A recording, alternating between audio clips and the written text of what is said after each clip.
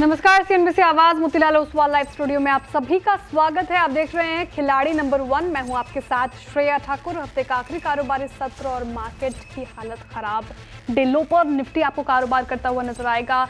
अब 25,180 के लेवल पर आ गया है, 25,200 के नीचे कर रहा है कारोबार। बैंक निफ्टी में भी दबाव देखने को मिलेगा, 200 अंकों से ज्यादा की यहाँ पे गिरावट। डेलो के आसपास बैंक निफ्टी भी 56,690 के लेवल पर। स्मॉल कैप मिड कैप में भी आज बिकवाली हावी होती हुई नजर आएगी। 1% के करीब आज मिड कैप लुढ़क गया। स्मॉल कैप भी रखे स्क्रीन पर, वहाँ पे बिकवाली हावी होती हुई नजर आएगी। और जाहिर तौर पर है, जिस तरीके से स्मॉल कैप और मिड कैप में बिकवाली है, ब्रेथ आपको बहुत खराब नजर आएगा।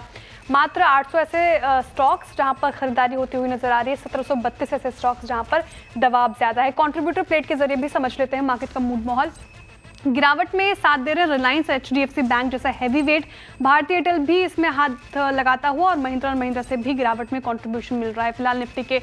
वहीं आप देखिए बैंक निफ्टी जिस तरीके से टूटा है, HDFC bank, ICICI bank, SBI और बैंक ऑफ बड़ौदा इसको ड्रैग कर रहा है। कोटक, एक्सिस और इंडसइंड बैंक में थोड़ी बहुत खरीदारी होती हुई नजर आ रही है। लेकिन क्लियरली आज हफ्ते का आखिरी कारोबारी सत्र और मार्केट प्रेशर में है। लगातार 10वां सेशन जब मार्केट में दबाव देखने को मिल रहा है। सब पे करेंगे बातचीत। हमारे खिलाड़ी भी हमारे साथ मौजूद हैं। इक्विनॉक्स रिसर्च के पंकज राजेंद्र जी, एसएसजे फाइनेंस के विरल छेड़ा जी और साथ ही आईडीबीआई कैपिटल के ब्रिजेश जी। आप तीनों का ही बहुत स्वागत है सीएनबीसी आवाज पर। आपकी ओर बढ़ूंगी, लेकिन उससे पहले आज बात करते हैं टीसीएस की। कमजोर नतीजे और टीसीएस आज देखिए 2% के करीब गिरकर कारोबार करता हुआ नजर आएगा। Q1 में सीसीआई ग्रोथ अनुमान से ज्यादा कमजोर रही, 3.3% घटी है। नतीजों पर कंपनी की सीएफओ समीर सेखसरिया और सीएचआरओ मिलिंद लक्कड़ से खास बातचीत की यतिन मोता ने। आप भी सुनिए।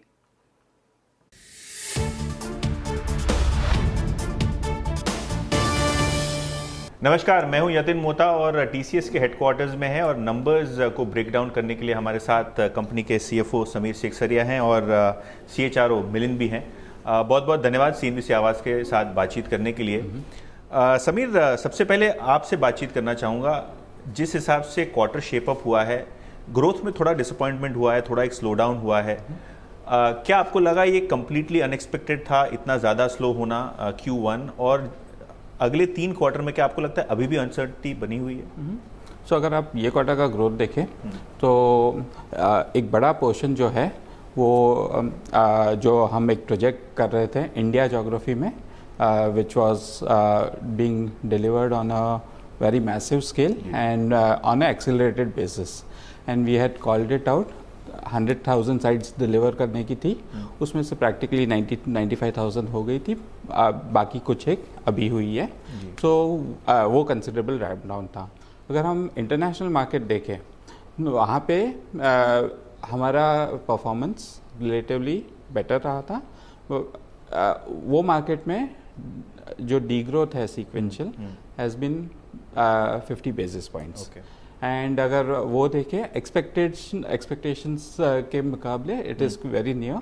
अभी अगर इंटरनेशनल मार्केट्स की बात करें तो जब हमारा when we went into the quarter we expected growth to come in, but जो मैक्रो एनवायरनमेंट है उससे clients have been cautious. So हमने कुछ अमाउंट ऑफ डिस्क्रिशनरी स्पेंड पे प्रेशर देखा। हमने देखा कस्टमर्स डिसीजंस डिले कर रहे हैं एंड प्रोजेक्ट डिफरल्स कर रहे थे। वो मेनली मई और जून में दर्शित हुआ, and that is what sums up the performance. We expect that as decisions get taken whichever way and clients know that that is the way forward rather than a start pause situation, I think things should improve. We still believe कि international markets last year से better grow करने चाहिए। तो आप वो maintain करेंगे कि FY26 will be better international markets में। That was our first step. See हम रीजनल मार्केट एंड अदर्स या इंडिया अगर एक्सक्लूड कर ले, हमने रीजनल मार्केट्स इसीलिए निकाला था, अलग से रिपोर्ट किया था, बिकॉज वहाँ पे वोलेटिलिटी ज़्यादा थी। इंटरनेशनल मार्केट्स में we expect given the volatility on the other one, our second step would have been to meet the other guideline also. Correct. थोड़ा इंटरनेशनल मार्केट्स को समझना चाहूँगा क्योंकि ट्रेड वॉर सिचुएशन है, मैक्रो अनसर्टिनिटी है, US में एक रेट कट भी बचा हुआ है, तो बहुत सारी चीज़ें हो रही हैं मैक्रो फ्रंट पे।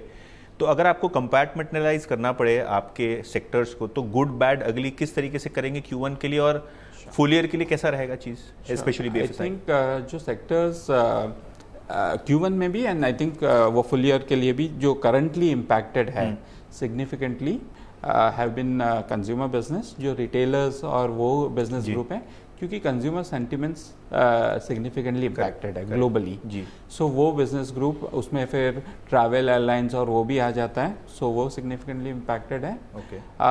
दूसरा इम्पैक्टेड वर्टिकल है वो कम्युनिकेशंस एंड मीडिया, CMI जो हम बोलते हैं, जहाँ पे टेलकोज और वो सब आते हैं। So except for India, international markets में वो कैपिटल इंटेंसिव इंडस्ट्री है और वो इम्पैक्टेड है।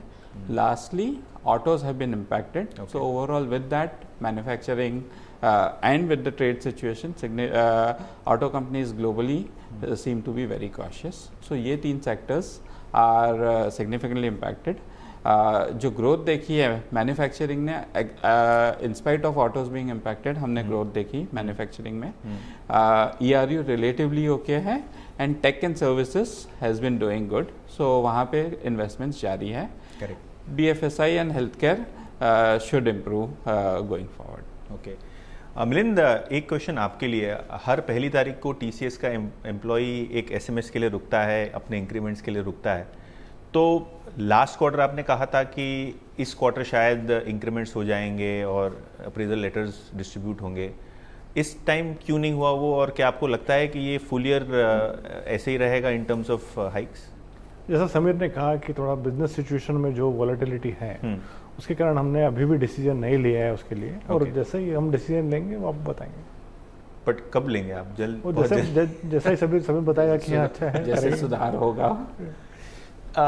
BSNL ऑर्डर्स के बारे में पर्टिकुलरली पूछूंगा। लास्ट ईयर बेस बड़ा था, आपने बहुत सारा ऑर्डर एग्जीक्यूट किया, लेकिन वो मार्जिन डायल्यूटिव था। इस टाइम हमने ऑब्वियसली एक पॉजिटिव इम्पैक्ट देखा मार्जिन्स पे, 0.5 परसेंटेज पॉइंट आपने बढ़ाया मार्जिन को, करेंसी का टेलविंड था, ऑब्वियसली वो BSNL का एग्जीक्यूशन का एक भी इम्पैक्ट था मार्जिन पे। तो आप मार्जिन किस तरीके से देखते हैं, और स्पेशली इन द लाइट के इंक्रीमेंट्स भी नहीं होंगे, थोड़ी अनसर्टनिटी है, BSNL का बल्कि ऑर्डर जो था वो ब्रॉडली एग्जीक्यूट हो गया जो मार्जिन डायल्यूटिव था, तो ओवरऑल क्या एक्सपेक्ट करें, मार्जिन स्टेबल ही रहेंगे यहाँ? सो अगर हम देखें ये क्वार्टर में जो टेलविंड्स आई या जो बेनिफिट आया एंड मार्जिन इम्प्रूवमेंट आया BSNL, and also because of support from currency से आया, जबकि जो इन्वेस्टमेंट गए या हेडविंड्स थे वाज इन टर्म्स ऑफ हमने हायरिंग की थी, पीपल में कैपेसिटी बिल्डिंग की थी, जबकि डिमांड कॉन्ट्रैक्शन हुआ। सो हमारे पास अभी कैपेसिटी है, अभी हम आगे चल के ये हमारा जो ऑपरेटिंग लीवरेज है बेटर कर सकते हैं, यूटिलाइजेशन और प्रोडक्टिविटी पे फोकस कर सकते हैं, एंड उससे हमको मार्जिन टेलविंड आनी चाहिए। हमारा जो लॉन्ग टर्म टारगेट है वो 26 से 28% जारी रहता है। राइट। आपको मिलिंद पूछना चाहूँगा हायरिंग प्लान के बारे में। इंक्रीमेंट्स नहीं हो रहे हैं तो ऑब्वियसली थोड़ा बहुत एट्रिशन होता है, नेचुरली बहुत सारा एट्रिशन ऐसे भी होता है डे टू डे में। कैसे आप प्रिपेयर कर रहे हैं, क्योंकि बहुत सारी चीज़ें, बहुत सारे प्रोडक्ट रिक्वायरमेंट्स क्लाइंट्स के भी चेंज हो रहे हैं, तो स्किलिंग कैसे कर रहे हैं, हायरिंग प्लान कैसा रहेगा या फ्रीज रहेगा, कैसे आप देख रहे हैं full year in terms of hiring? एक बात तो हायरिंग में दो चीज़ें दी, एक कैंपस से होता है, कैंपस में जितने भी हमने ऑफर दिए हैं उनको सब ऑनर करने वाले हैं। ओके। ये बात तो पक्की है। वो कैसे किस क्वार्टर में कितने आएंगे वो भी बिजनेस के हिसाब से डिसाइड होगा। ओके। मार्केट का जो इनटेक होता है वो दैट इज लाइक ऑलवेज, वो बिजनेस के हिसाब से हम लोग हर क्वार्टर में इनटेक लेते हैं। तो वो चेंज नहीं होगा, वो बिजनेस के हिसाब से इनटेक उसी तरह से करेंगे। विथ रिस्पेक्ट टू स्किलिंग तो हमारा एक talent development is a core strategy for TCS, तो उसमें तो कंटिन्यूस चलना है। अभी जितनी भी न्यू एज टेक्नोलॉजी है उसमें स्किलिंग बहुत जोर से हो रहा है। Record learning from everybody, every TCSer this time. And if you look at AI, 112,000 से ज़्यादा लोग की AI की हाई ऑर्डर कॉम्पिटेंसी है। तो ये सब बहुत ज़रूरी है करना, क्योंकि जो भी बिजनेस के ऊपर नीचे होता है ये तो हमको कंटिन्यू करना है कि हमारे लोग सब रिलेवेंट रहे मार्केट में, और वो कंटिन्यू रहेगा। समीर, एक आखिरी सवाल आपसे, कैसे रहेगा एग्जीक्यूशन, क्योंकि लास्ट क्वार्टर आपका TCV बड़ा था, उसके डिस्पाइट एक डिक्लाइन देखा हमने रेवेन्यूज़ पे, इस टाइम भी TCV ठीक है, शायद आपको मैं सुन रहा था इसके पहले का कॉन्वर्जेशन, तो आपको BSNL का भी एक ऑर्डर, परचेज ऑर्डर जो है वो इशू हो जाएगा। तो डील विंस कैसे रहेंगी आगे जाके, कैसी रही हैं क्वार्टर में, और किस तरीके से AI जैसे सेगमेंट्स में आप फर्दर इन्वेस्ट कर रहे हैं, कैसे उसको स्केल अप कर रहे हैं? सो आई थिंक ओवरऑल जैसे आपने बताया लास्ट क्वार्टर की ऑर्डर बुक भी अच्छी थी। ये टाइम 9.4 बिलियन की ऑर्डर बुक है एंड काफ़ी versatile broad based order book रही है, both in terms of geographies या सेगमेंट्स जिसमें से आई है। कोई मेगा डील नहीं रही है हमारे लिए, mega deal 500 million and above की होती है, but it has a good mix of large deals, mid-sized deals and smaller deals. Okay. Execution is impacted in terms of the uncertainty which we are seeing. So दो backlog रहता है, draw out depends on how the customer demands are or how it wants also. There is a dependency factor on that as well. और AI ये आपको लगता है scale up होता ही रहेगा? AI की opportunity is the biggest driver in terms of and significant opportunity रहेगी. Thank you so much and all the best for the coming quarters. Milind, मुझे पता चला आपका आखिरी क्वार्टर है, तो आपको भी ऑल द बेस्ट अपने नए स्टेट के लिए। Thank you Yatin. Thank you. Thank you Yatin.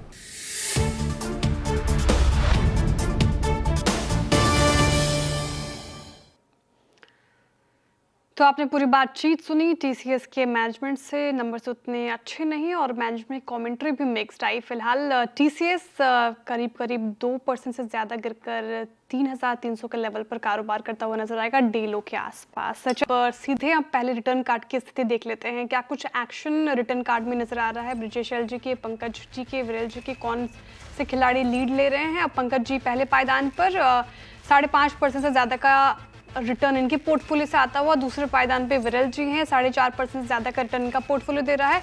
वही तीसरे पायदान पे ब्रिजेश एल जी हैं, इनका पोर्टफोलियो 1.5% के करीब नेगेटिव रिटर्न देता हुआ नजर आ रहा है। पंकज जी का पोर्टफोलियो स्कैन कर लेते हैं।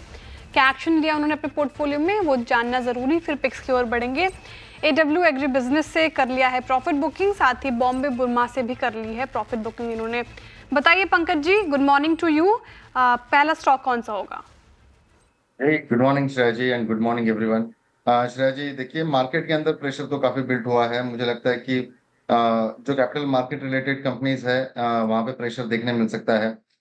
BSE को सेल करने की सलाह रहेगी।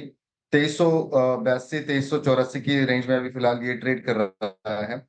लोअर लोज के फॉर्मेशन पिछले 2-4 दिनों से कंटिन्यूअसली देखने मिल रहे हैं ऑन डेली टाइम फ्रेम। मैं एक छोटा सा रिस्क लेकर यहाँ पे ट्रेड करना पसंद करूंगा। 2410 रुपए का एक स्टॉप लॉस लगाना है। टारगेट जो है वो 2300 रुपए के देखने मिल सकते हैं।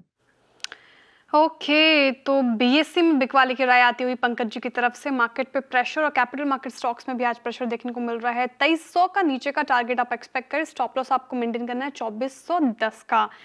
विरल जी का पोर्टफोलियो स्कैन कर लेते हैं। इन्होंने क्या एक्शन लिया अपने पोर्टफोलियो में, वो जानना जरूरी आपके स्क्रीन पर इस वक्त। और आप देखिए इन्होंने एग्जिट ले लिया है PVR आइनॉक्स से। कैंपस एक्टिववेयर को अभी भी होल्ड कर रहे हैं और एलिस इंडिया को भी होल्ड करके चल रहे हैं। विरल जी बताइए आपकी फर्स्ट पिक क्या होगी? फिलहाल ऐसे मार्केट में देखें तो जो आउट परफॉर्मर स्टॉक्स है उसी में से एक पीरामल एंटरप्राइज है, जो कि अभी अराउंड 1% प्लस में चल रहा है। वॉल्यूम्स भी अच्छे खासे हो रहे हैं। लग रहा है यहाँ से अपसाइड मूवमेंट हमें अच्छी खासी देखने मिल सकती है। करंटली देखें तो अराउंड इसके 52 वीक हाई के आसपास ट्रेड कर रहा है। तो ये लेवल्स पे बाय करने की सलाह रहेगी। नीचे में स्टॉप लॉस अराउंड 1145 का रखना रहेगा और ऊपर में टारगेट 1220 के रहेंगे। पिरामल एंटरप्राइजेस डे हाई पे कर रहा है कारोबार 1.5% की तेजी के साथ 1177 के लेवल पर। यहाँ पे खरीदारी की राय विरल जी की तरफ से आती हुई 1220 का आपको टारगेट एक्सपेक्ट करना है। 1145 का आपको लगाना है स्टॉप लॉस। ब्रिजेश जी का भी पोर्टफोलियो स्कैन कर लेते हैं। इनके पोर्टफोलियो में क्या कुछ एक्शन लिया इन्होंने वो देख लेते हैं। कौन से स्टॉक से किए एग्जिट? EIL से कर लिया इन्होंने प्रॉफिट बुकिंग। इटर्नल को होल्ड कर रहे हैं, साथ ही एक्साइट को भी अभी होल्ड करके चल रहे हैं। बताइए ब्रिजेश जी, पहली पसंद क्या होगी? Morning madam. सो बेसिकली कल हमने बात किया था कि इंडेक्स में करेक्शन आ सकता है और जहाँ तक आज हमने देखा कि इंडेक्स में लगभग वो एक करेक्शन दिख चुका है मार्केट में। तो 25,200 का जो लेवल है जहाँ पे भी इंडेक्स ट्रेड कर रहा है, ये कहीं ना कहीं एक डिमांड बन सकता है। तो मुझे लग रहा है कि आज सेकेंड हाफ में थोड़ा सा रिकवरी देखने को मिलने की उम्मीद है। आज जो स्टॉक जो मैं लेके चल रहा हूँ वो है किर्लोस्कर ऑयल इंजिन। 938 के आसपास ट्रेड कर रहा है। तो मुझे लग रहा है कि कल के दिन एक अच्छा ब्रेकआउट देखने को मिला था और आज ये कंटिन्यूशन हो सकता है इसमें।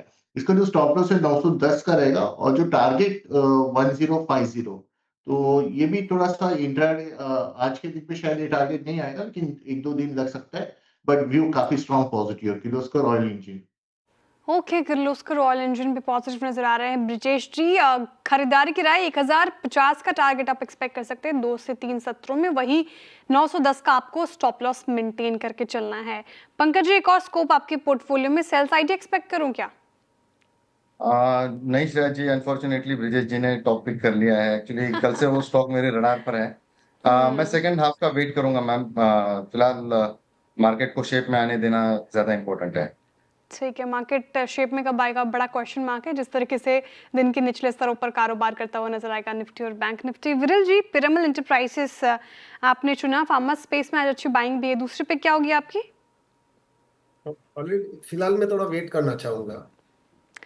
ओके, पंकज जी और विरल जी की तरफ से थोड़ा सा इंतजार। तो फिलहाल अभी पिक्स की ये स्थिति। लिए खिलाड़ियों का पोर्टफोलियो स्कैन करते हैं। ब्रिजेश लाल जी के पोर्टफोलियो के साथ शुरुआत करते हैं। कौन से स्टॉक्स उन्होंने सुझाए अभी आपके स्क्रीन पर। और इटर्नल, एक्साइड और Kirloskar oil. Eternal buy side की trade target 280, stop loss 256। Exide भी बाई साइड की ट्रेड इनकी target 405, stop loss 375। Kirloskar oil में टारगेट आप 1050 का एक्सपेक्ट कर सकते हैं, स्टॉप लॉस 910 का मेंटेन करके चलना है। ये भी बाई साइड की कॉल थी। क्या स्थिति? एक्साइड थोड़ा नेगेटिव रिटर्न दे रहा है, 0.1% के करीब। किर्लोस्कर 1% के करीब पॉजिटिव रिटर्न देता हुआ किर्लोस्कर ऑयल ध्यान रखेगा। और इटर्नल में भी 0.5% के करीब पॉजिटिव रिटर्न आता हुआ नजर आ रहा है। अब पंकज रांदर जी ने आज के सत्र में सुझाया बीएससी। अब बिकवाली की राय, इस पर्टिकुलर काउंटर में टारगेट 2300, स्टॉप लॉस आपको 2410 का मेंटेन करके चलना है। क्या स्थिति? प्रॉफिट या लॉस क्या देखने को मिल रहा है? तो नेगेटिव रिटर्न इससे भी फिलहाल अभी आता हुआ नजर आ रहा है, 0.1% के करीब। अब विरल जी का पोर्टफोलियो स्कैन कर लेते हैं। कैंपस एक्टिववेयर, एलिस इंडिया और पिरामल एंटरप्राइजेस तीनों ही बाय साइड की ट्रेड। कैंपस एक्टिववेयर में टारगेट आपको 338, स्टॉप लॉस 268। एलिस इंडिया में target 360, stop loss 310। Piramal enterprises में टारगेट 1220, स्टॉप लॉस 1145 का मेंटेन करके चलना है। तेजिया मंदी, क्या स्थिति यहाँ पे देखने को मिल रही है? पिरामल एंटरप्राइजेस थोड़ा फ्लैट है, नेगेटिव साइड पर ही रिटर्न आता हुआ। कैंपस एक्टिववेयर से नेगेटिव रिटर्न मिल रहा है 1.5% के करीब। एलिस इंडिया 3.5% के करीब। अच्छा खासा पॉजिटिव रिटर्न फिलहाल दे रहा है। मुनाफा का मीटर क्या कहता है? कौन सा खिलाड़ी? हफ्ते का आखिरी कारोबारी सत्र है, आधा दिन और बचा है। और ब्रिजेश जी का पोर्टफोलियो इन ग्रीन आया, 0.1% के करीब अब रिटर्न देता हुआ नजर आ रहा है। विरल जी का पोर्टफोलियो 2% के करीब पॉजिटिव रिटर्न दे रहा है, लेकिन पहले पायदान पे पंकज जी बने हुए हैं, 6.5% के करीब इनका पोर्टफोलियो रिटर्न देता हुआ नजर आ रहा है। तो ये फिलहाल मुनाफा का मीटर की स्थिति हमारे खिलाड़ियों के पोर्टफोलियो में। कोई भी अपडेट इनकी तरफ से वो हम मिड कैप मंत्रों में लेकर आएंगे। बहुत शुक्रिया ब्रजेश जी, पंकज जी, विरल जी, इस पूरे हफ्ते हमारे साथ जुड़े रहने के लिए, अपने पिक्स बताने के लिए। Very happy weekend to all of you. चलिए फिलहाल इस शो से इतना ही, दीजिए इजाजत। अब सीधे मुलाकात होगी कमाई का अड्डा में। आप देखते रहिए CNBC आवाज़।